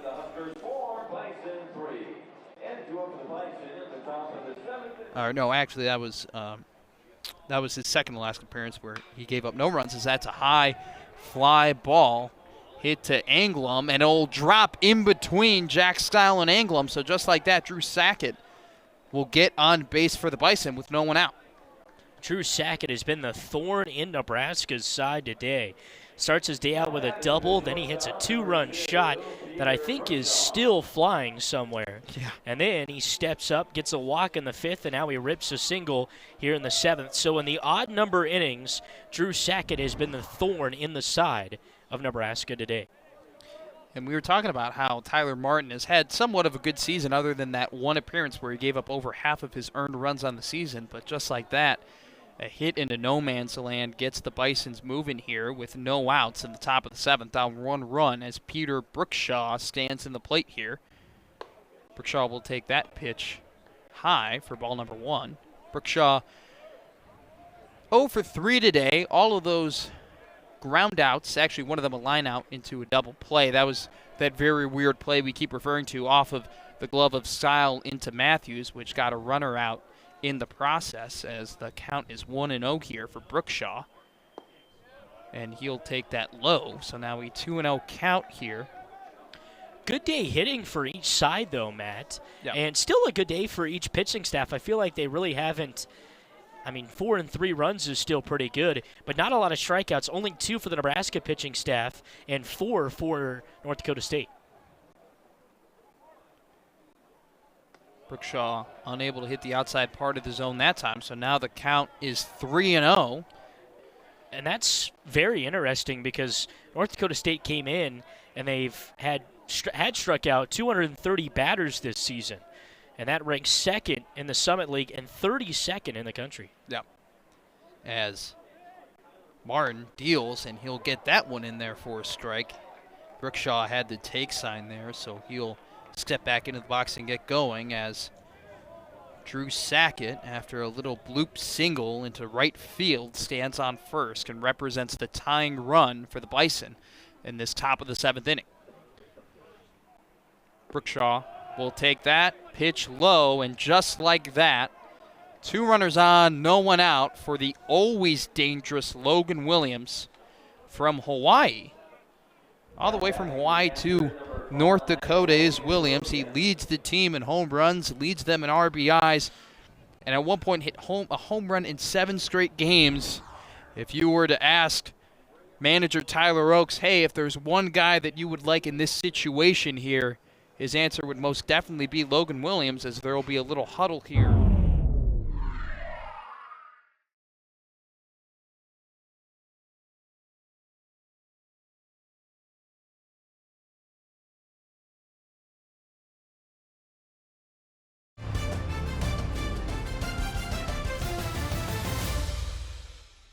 You can see kind of some passive leads from the North Dakota State Bison.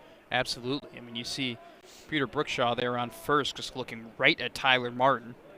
As that pitch is inside, blocked by Karen. Good block to stop the advancement of the runners. As that pitch was hot in there at 91 miles an hour, but could not control it. Could Martin, as now the count will move to 1-0. Sackett, who stands on second, 4-4 for stolen bases this year. Brookshaw 7-10, so speed on the base paths as the Huskers will have a meeting of their own now on the mound. Baseball. Yes. That's got to be it, right? And a very good program like the Bison do have. As Martin winds and delivers, and that's hit sharply to left field, and diving in on it is the left fielder Leighton Banshoff, who was able to secure the first out. So a loud out that almost turns into runs there from North Dakota State, but a great job here from Banshoff, who gets a little bit of a slow read on it. He backpedaled at first, but was able to make up that ground, had to get a little bit dirty, but secures the ball and keeps Drew Sackett and Peter Brookshaw in check here, as now coming up to the plate, right fielder Jack Simonson.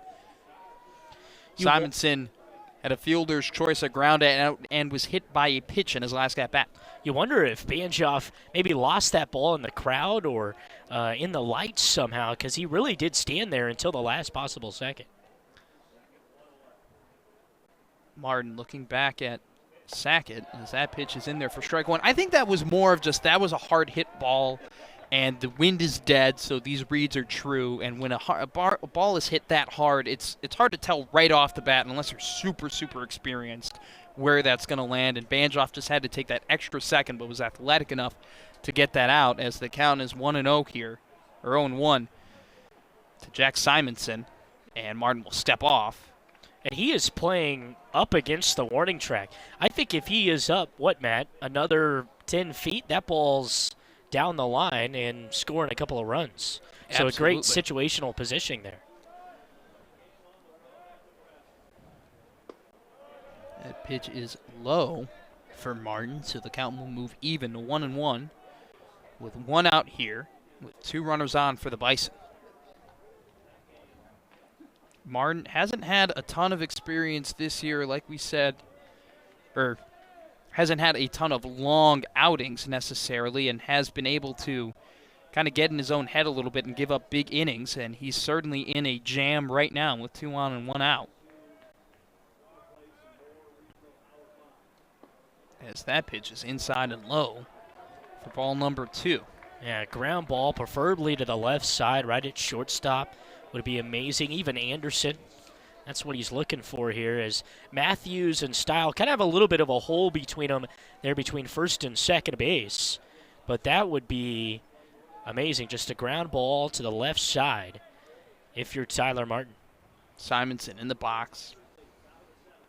He'll swing and drive that to right field. Garrett Angla moving back on it. He'll reach right before the warning trap. Tagging up is Sackett, and he'll reach third.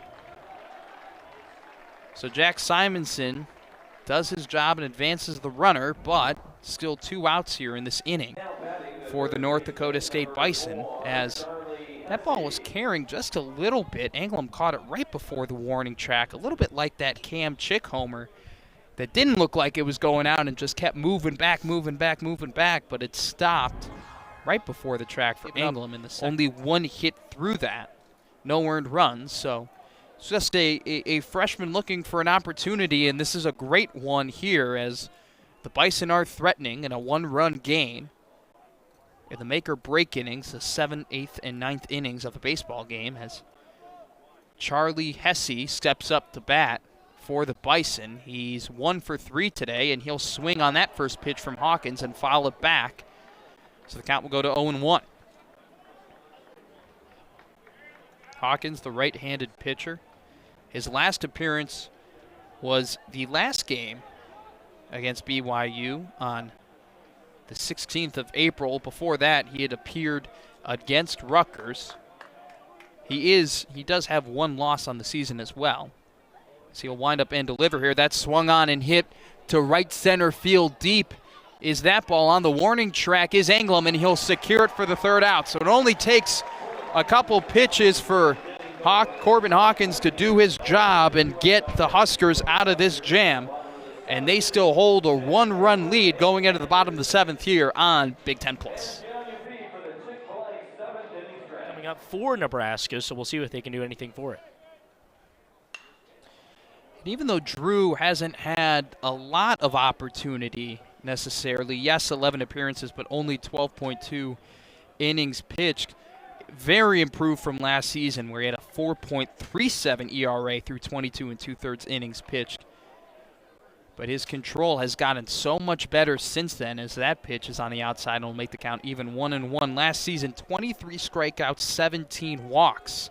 But this season has only allowed 2 walks compared to his 16 strikeouts. Definitely has been able to control his pitches a lot better, and which is why no team has been able to score or earn runs on him, as that is inside there, and the announcer's jinx happens, because of course it does, as Cam Chick is hit on the inside part of the plate.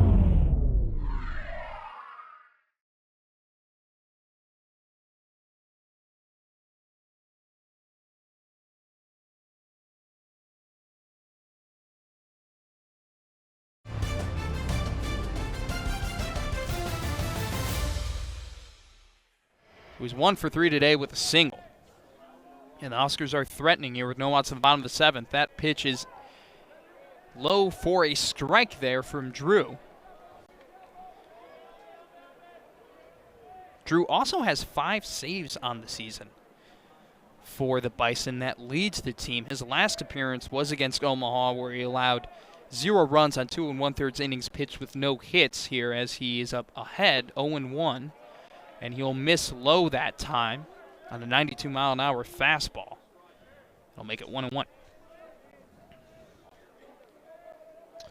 Last time someone had 3 hit by pitches in a game for Nebraska was Cale Kaiser versus Oklahoma State, April 3rd of 2011. Wow, okay. I thought it'd be much later than that. As takes off his Chick, he is into second base safely. That is Chick's 3rd stolen base of the season. Got a good jump there on Drew. Look quickly over to Williams to see how far ahead, and the throw just didn't even get to the plate. As Sackett even tried playing maybe a little bit of hit and ball trick, acting like the ball went into center field there. And now Will Bolt is out. It looks like they're going to call Garrett Englum out for interference. Oh, wow. I mean, Englum really just has to stay still in order for it not to be catcher's interference to begin with, but he kind of jerked going through his follow-through and moved forward, so they call that catcher's interference. And Logan Williams was very quick to point it out, as now Max Anderson will step up to the plate with Cam Chick still on first base. Anderson has had a lot of hard-hit balls today, but has only been able to record 1 single, as Chick will take off again, and that ball is way past Williams, and Chick will round second but stay there. So he'll get his stolen base back regardless.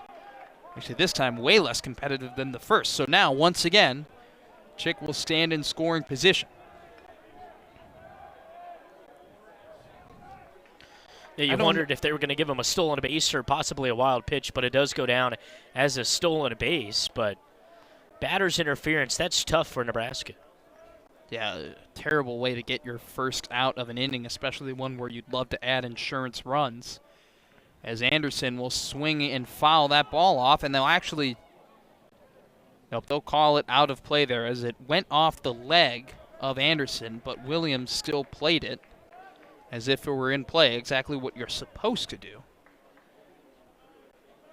He was going to let that thing roll all the way to right field before it finally went fair, which, like Matt said, that's what you're supposed to do. But tough break for Anderson, goes right off of his calf muscle, and it looked like that might have hurt him a little bit more, but he's standing in still tall and tough. Yeah, on that drive leg is where it seemed like he got shaken up. That was Chick's 3rd stolen base of the season on his 7th attempt. Hasn't been too successful stealing bases this year, but was able to do it basically twice against the Bison, as Anderson stands in the plate with a 1-2 count, and he'll take that one high and inside for ball number 2. So the count is even. Cam Chick stands on second with 1 out, as Jake Drew hopes to not surrender his first earned run of the season through 13 full innings pitched now. His batting average against, like we said before, 149. And he'll look Chick back, but no one covering the base, so he'll hold on to the ball. All about getting in his head, getting in Chick's head. But Chick is just equally in the head of the pitcher as well, so it goes either way.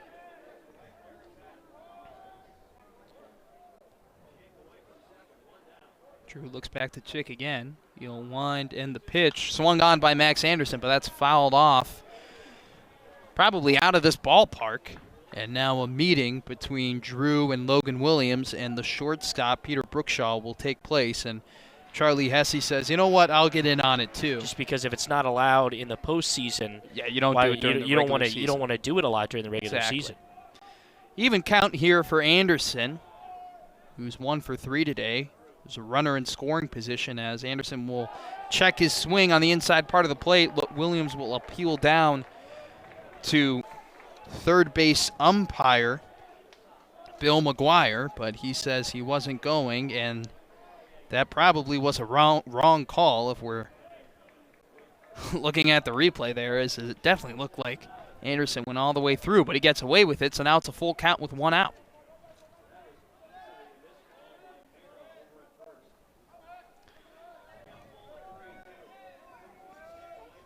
Drew delivers, swung out by Anderson, but fouled off to the back net. So they'll do it again.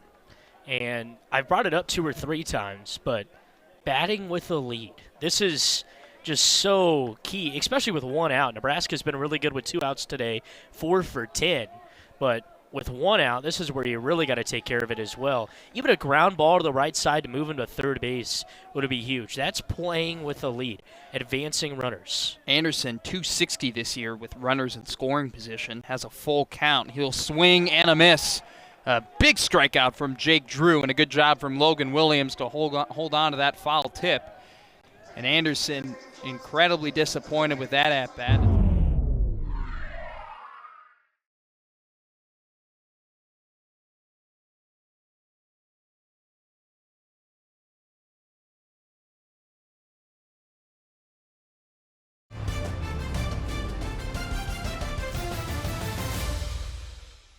But to put an insurance run on the board, this is one of those times where you need to get a run. Everett this year hitting .373 with runners on base. And he's also hitting .290 against left-handed pitchers, which is exactly what Jake Drew is. Excuse me. Yeah. Left-handed pitcher. Everett takes that pitch on the inside. Sorry. Drew was a right-handed pitcher. I don't know why I have my notes. He's a left-handed pitcher. That happens. But Everett, home run and a double today. Stands in the box with an opportunity to give his team a 2-run lead. There's a guy you want at the plate if you're Will Bolt. This is the guy.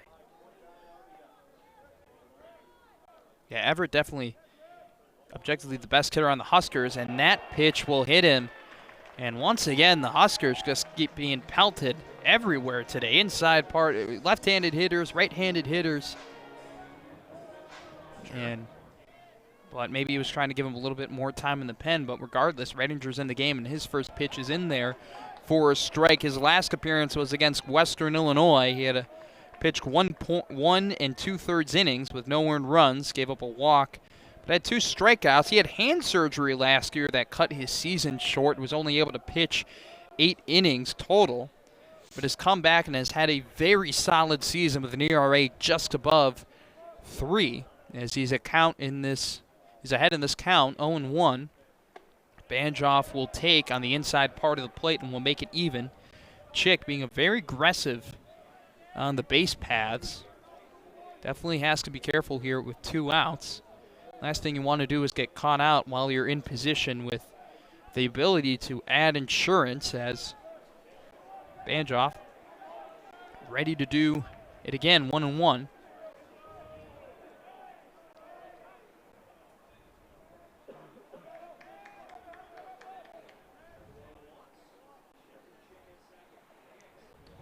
Swung on and missed there from Banshoff.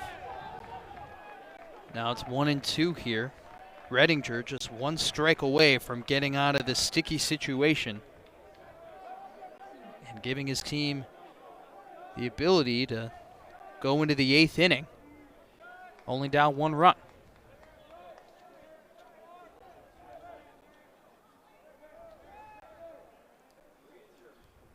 Redinger winds up, delivers, and strike 3. He caught the outside part of the plate, and Leighton Banshoff is not happy about it, but Redinger will take a very happy walk as he gets his team out of the jam. And the Bison stay within 1 after getting into a tough situation, but we'll be back here for the top of the 8th on Big Ten Plus. So a couple of defensive alignment changes for Nebraska here before the 8th inning, and the first pitch from Hawkins is outside for a ball. 1 ball and no strikes. So Hawkins came on with 2 down and runners on first and second as he delivers his first strike here in the 8th inning.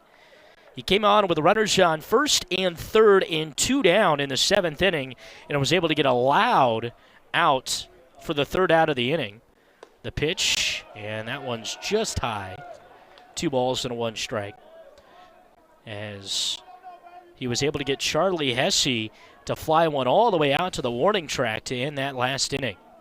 4-3, Nebraska in front by a run. Here's the pitch, swung on, hot shot into center field. Sartori on his first action of the game is tested right away, and he squeezes the glove for out number 1 here in the 8th inning. You know, it's good old-fashioned saying, the ball will find you, right? Especially when you just came into the game. Sartori, you know, it's hard to stay warm in that dugout, especially when you've been sitting there. First pitch was at 6:35. He's just been sitting in that cold dugout for the last 2.5 hours, but able to get his legs moving there and safely corral that ball for the first out. That'll bring up Garrett Hill. And the pitch fouled off. No balls and 1 strike. Garrett today so far has had a loud day. Grounded out 4-3 back in the 2nd, walked in the 4th, and then lined out on a bunt back in the 6th inning. 0-1 pitch. Low for ball 2. 1 for ball 1, 1 ball and a 1 strike with 1 out. Here in the 8th inning, Nebraska has got 1 more shot to add some insurance runs. The pitch. Outside for a ball. Nebraska has lost 7 of their last 8 games, Their last win coming on that BYU win on Thursday. And that pitch is called a strike, 2 balls and 2 strikes. But before that, it was a series sweep with Rutgers and then a loss on the road to Omaha, 6-5. Yeah, this would be a great win for the Huskers, a 1-run game.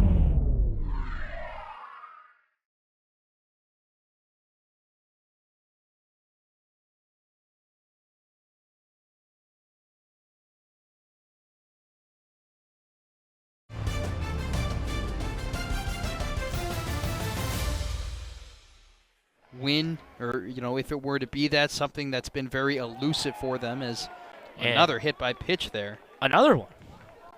Crazy. So Nebraska's had 5, and now North Dakota State adds their 5th. So 10 total today. But like we were saying, you know, to get a win like this against a good team, a team that is, you know, near the top of their league in almost every statistic, 2nd in record, and bring that momentum into the weekend would be huge for this Husker team. But what stands between that and them right now is 5 outs. And Kalen Schwabe digs in and looks at a ball low and away. 1 ball and no strikes. Runner on first base with 1 down here in the 8th inning.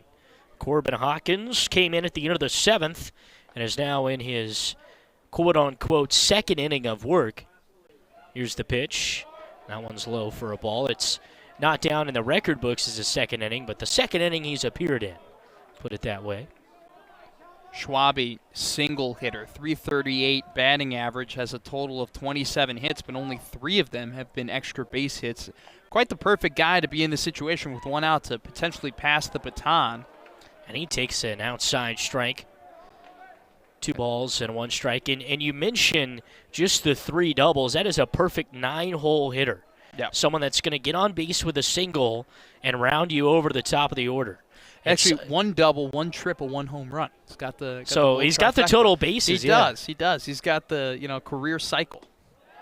And that pitch is called a strike on the outside corner. 2 balls and 2 strikes.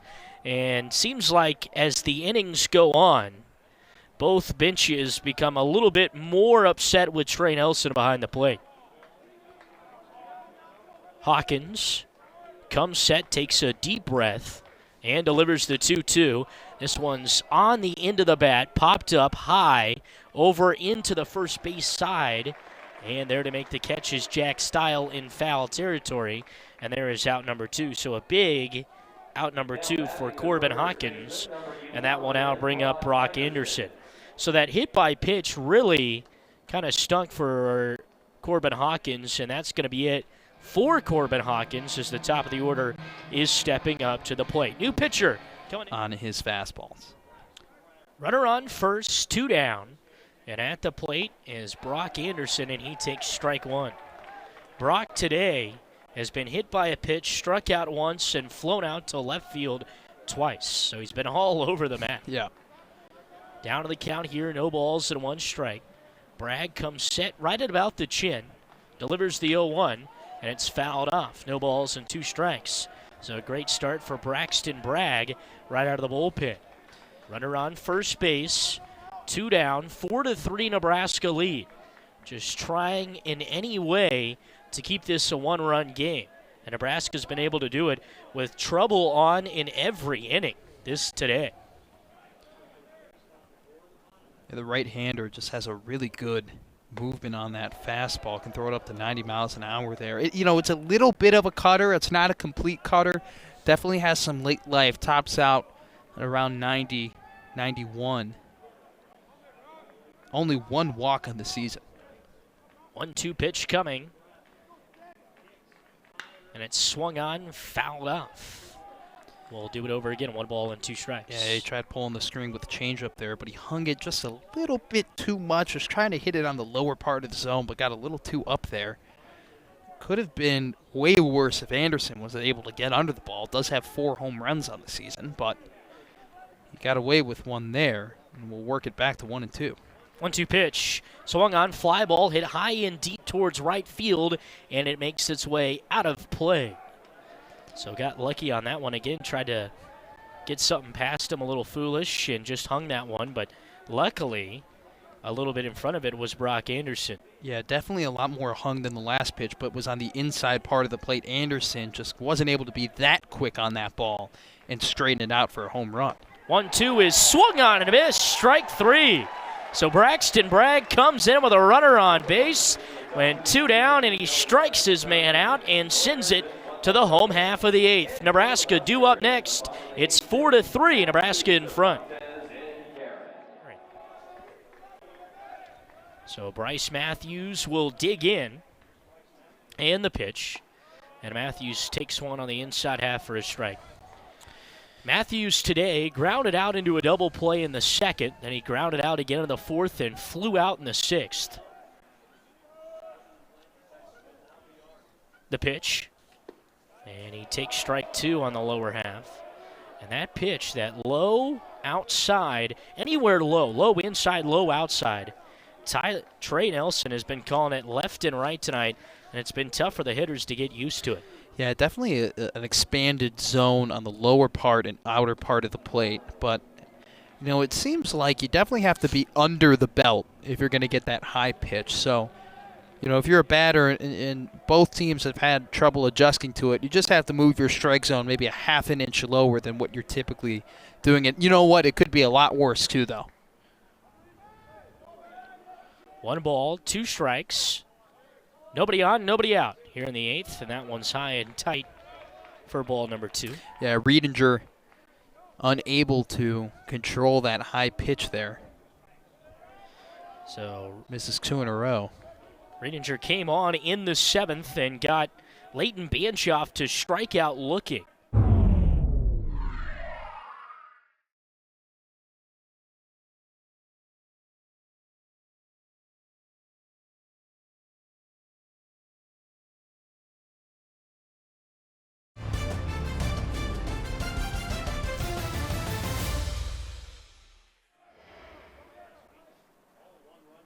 The pitch, and that one's popped up, fouled, and out of play. Yeah, good job there by Matthews battling that off. You're definitely getting to the point of the game where pitch count doesn't matter as much, but still, whenever you can frustrate a pitcher, even if it's not jacking up their pitch count, but just making them think they're throwing good pitches and following off is always great for a batter. 2-2 high and inside for ball 3. 3 balls and 2 strikes. Pretty good crowd still to come out tonight. Certainly a few empty seats, but for it raining this morning, I figured it might be a little bit lower just with fans not knowing how cold it was going to be at the game. That, and it's a Wednesday. And it's a Wednesday night. So I'm actually kind of shocked at the amount of people here anyway. I mean, that's just how loyal Husker fans are, coming out any day of the week. Inside, and did it hit him? Possibly. It was ball 4. I think it was ball 4. Yeah, ball anyway. 4 no matter what. With a chance to possibly drive in a run if he's able to get a hold of one. The pitch, Cervantes turns around to bunt and takes high for a ball. 1 ball and no strikes. 4-3, Nebraska in front by a run here in the 8th inning. Nebraska 4 runs, 7 hits, 1 error, 7 left on base. North Dakota State 3 runs, 7 hits, 1 error, 10 left on base. Redinger. Wouldn't be surprised if Efry puts down a bunt here. Perfect situation to play small ball, especially with the wheels on first for the Huskers. Lays down the bunt, but it's popped up right back to the pitcher, thrown to first, and it's back in time. So make that 3 that have just been popped up. And like I mentioned, if you're talking cardinal sins, popping a bunt up has got to be within the top 5, I would say. I mean, have you ever seen anything like that? Like, I think you're lucky to see 1 popped up bunt. On that would have been terrible for the Huskers. Pick back down to first base, and back in time safely is Bryce Matthews, but quickly. Yeah, I think he got him. From up here, it looked, let's see. Oh, that's close. That's really close. It depends on where Anderson touches Matthews, because Matthews just had the toughest time sliding in there. It's like he was drowning in the dirt for a second. Now has 2 outs on 2 of the most worst ways to get 2 outs. Absolutely. And Josh Karen is up with a chance to start a rally here with 2 outs, in which Nebraska is 4 for 11 today. The 1-0 pitch to Karen is in there for a strike. Karen today, strikeout, double strikeout. So 1 for 3. Certainly like to turn those Ks into groundouts if he's going to be 1 for 3. But that double really could have drove in a run, but Cervantes was held up at third. Here's the pitch, and Karen takes strike number 2 on the outside half. 1 ball and 2 strikes. Nobody on, 2 down. Yeah, Riedinger working east-west here. Starts on the inside part of the plate, then hits the outside part of the plate. Gray's both paint the corners in both situations and has put Karen in a tough situation in a 1-2 count. And the 0-2 pitch, 1-2 pitch, is low for ball 2. 2 balls and 2 strikes. I don't think you can go without saying how, like, a plays like that, right? Having your lower part of the lineup get on with a walk, fouled up by not executing a bunt, and then getting picked off. Those are the type of plays that not only suck all momentum from one team, give another team all the momentum in the world. And the Bison are definitely hoping to get out of this inning with that momentum and carry it into the inning where they have to score in order to continue this game. Ball 3 goes off the glove of Logan Williams. He'll go and pick it up and throw it into the Nebraska dugout where it'll be recycled. 3 balls and 2 strikes, 2 down here in the bottom of the 8th inning. Nebraska started it out with a walk from Bryce Matthews. A bunt attempt from Efry Cervantes was popped up. That was out number 1. And then Bryce was caught stealing, technically down at second base. Here's the pitch. And that one's fouled off. Picked off is the correct term I was looking for.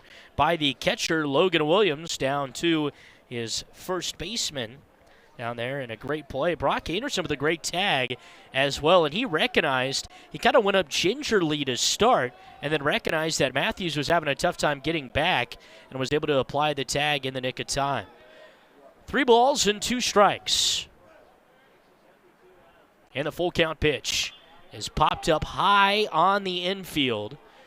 3 of them making their way in. The third baseman, Hesse, calls everyone off and makes the catch to end inning number 8. Through 8 innings.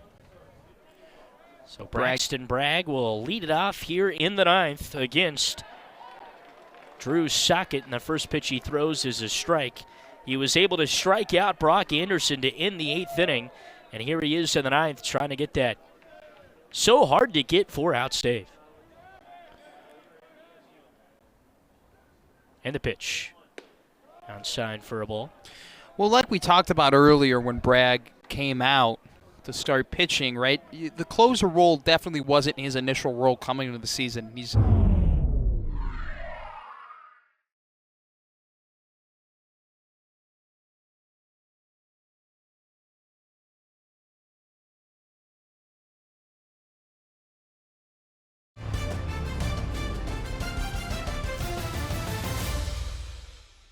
been eased into the role and has been kind of pushed to be that guy, and this is a perfect opportunity to work on that because being a middle reliever and being a closer is very, very different. Very different. Called a strike on the outside corner. 1 ball and 2 strikes. Now here on Drew Sackett. Sackett hit a ball way out of here, but since then has been pretty quiet. Not really. Here's the pitch. And that's on the outside for a ball. Sackett today has been the thorn in Nebraska's side in odd number innings. In the first, ripped a double. Third, a 2-run homer. A walk in the 5th, and a single in the 7th. That he made his way all the way to third, but was held stranded. 2-2 pitch from Bragg. Swung on, fly ball, hit high into right field. Making his way over is Englund diving, but he can't make the play in foul territory. And we'll redo the 2-2 count over again. Englund had a really good jump on that ball. Knew where it was going to be right away, but I don't know if he slipped or if he just misjudged how far he can jump, because it seemed he was a good 2-3 feet away from the baseball here. I mean, he might have been able to take one more step. Yeah, just a little bit too early there, but a great effort by Englund. Still, Bragg just 1 strike away from getting an out here. Comes set and delivers the 2-2. Swung on, fly ball, hit high and deep to right field. Englund making his way over near the wall, and that one's going to start carrying over at the last second and make its way out. And we'll redo it again. 2 balls and 2 strikes. Almost the same play. Yeah, just a little early there on the breaking ball was Sackett.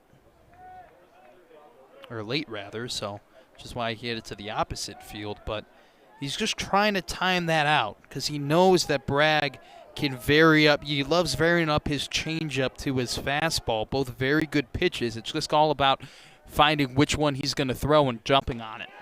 Called strike 3.